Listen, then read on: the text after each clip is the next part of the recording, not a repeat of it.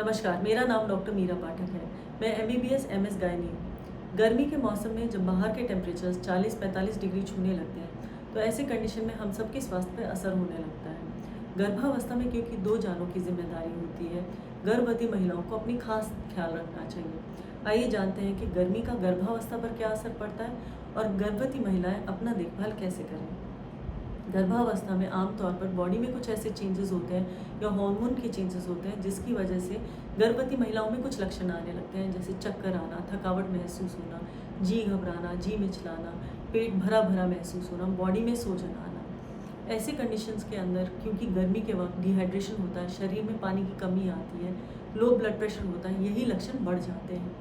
गर्भावस्था जहाँ पे एक ऐसी कंडीशन है जिसमें इम्यूनिटी लो हो जाती है, वहीं गर्मी एक ऐसा टाइम है जिस समय खाना जल्दी ख़राब होता है। तो अगर गर्भवती महिलाएं बार बार बाहर का खाना खाती हैं या फिर बाद में बाहर का जूस पीती हैं या ठंडा पुराना खाना खाती हैं, तो ऐसे में उनको पेट की बीमारियां होने के चांसेस बहुत हाई हो जाते हैं, जैसे nausea, vomiting, diarrhoea, loose motions, typhoid या जॉन्डिस जैसी बीमारियाँ।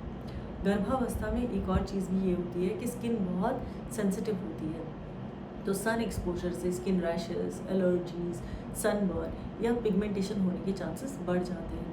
क्योंकि बॉडी में डिहाइड्रेशन है, शरीर में पानी की कमी है, प्लेसेंटा से जो ब्लड फ्लो जाता है वो घट जाता है, ऑक्सीजन और न्यूट्रिएंट्स की सप्लाई बच्चे को घट जाती है, तो बच्चा लो बर्थ वेट हो सकता है यानी कुपोषित हो सकता है, प्रीटर्म हो सकता है, या बच्चा पेट में डिस्ट्रेस में जा सकता है यानी उसकी धड़कन कम हो सकती है, उसका घूमना कम हो सकता है। आइए देखते हैं कि गर्मी के मौसम में गर्भवती महिलाएं अपना ध्यान कैसे रखें। सबसे पहला है एडिक्वेट हाइड्रेशन। एडिक्वेट हाइड्रेशन में ये है कि जहां हम प्रेग्नेंट महिलाओं को 8 से 10 ग्लास फ्लूइड्स या वाटर लेने के लिए कहते हैं, गर्मी के मौसम में यही फ्लूइड्स और वाटर के ग्लास 10 से 13 कर देने चाहिए। फ्लूइड्स में नारियल पानी, नींबू पानी, छाछ, दही, मट्ठा को इंक्लूड करना चाहिए।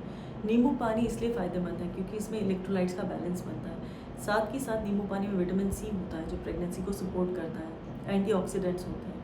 वहीं लस्सी, दही, छाछ, मट्ठा इनका बॉडी पे कूलिंग इफेक्ट होता है और डाइजेशन को इम्प्रूव करते हैं। अगर डाइट की देखा जाए तो डाइट के अंदर सीजनल फ्रूट्स और वेजिटेबल्स को इंक्लूड करना चाहिए। ऐसे वेजिटेबल्स और फ्रूट्स इंक्लूड करने चाहिए जिनका वाटर कंटेंट हाई है, जैसे खीरा, तोरी, लौकी या फिर वाटरमेलन, संतरा, ग्रेप्स, अनार। इन चीज़ों को अपनी डाइट में ऐड करना चाहिए।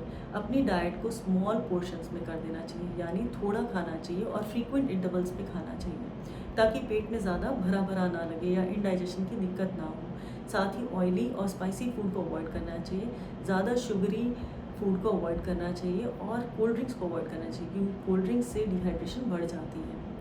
कोशिश करें कि जो अपनी आउटडोर एक्टिविटी है वो 12 से 4 के बीच में ना करें, या तो अपनी एक्टिविटीज़ अर्ली मॉर्निंग के लिए रखें या फिर बाद में लेट इवनिंग के लिए रखें। अगर दोपहर में धूप में बाहर जाना ही है तो छाता लेके जाएं, सिर कवर करके जाएं, कैप लगा के जाएं, स्कार्फ लगा के जाएं, मुंह को ढक लें ताकि सन से एक्सपोजर घट जाए, और सनस्क्रीन लगाएं। कपड़े जो पहने वो लूज़ फिटिंग होने चाहिए, कॉटन के होने चाहिए, ब्रीदेबल फैब्रिक होना चाहिए, सिंथेटिक और डार्क कलर्स अवॉइड करें। जूते जो पहने वो कंफर्टेबल होने चाहिए, टाइट नहीं होनी चाहिए, जूते टाइट नहीं होने चाहिए, सॉक्स टाइट नहीं होनी चाहिए, और जो चप्पल है हो सके ओपन टोड शूज़ पहने या चप्पल पहने। साथ ही साथ ये भी ज़रूरी है कि अपनी एंटीनेटल चेकअप्स बरकरार रखें, अपने सप्लीमेंट सही समय पे लेते रहें, और अगर ऐसे सिम्टम्स आते हैं जो डिहाइड्रेशन या लो ब्लड प्रेशर के होते हैं, जैसे थकावट महसूस होना, एक्सेसिव स्वेटिंग होना, फीवर होना जो डाउन नहीं जा रहा है, और साथ ही साथ ऐसे सिम्टम्स होना जैसे सिर दर्द है,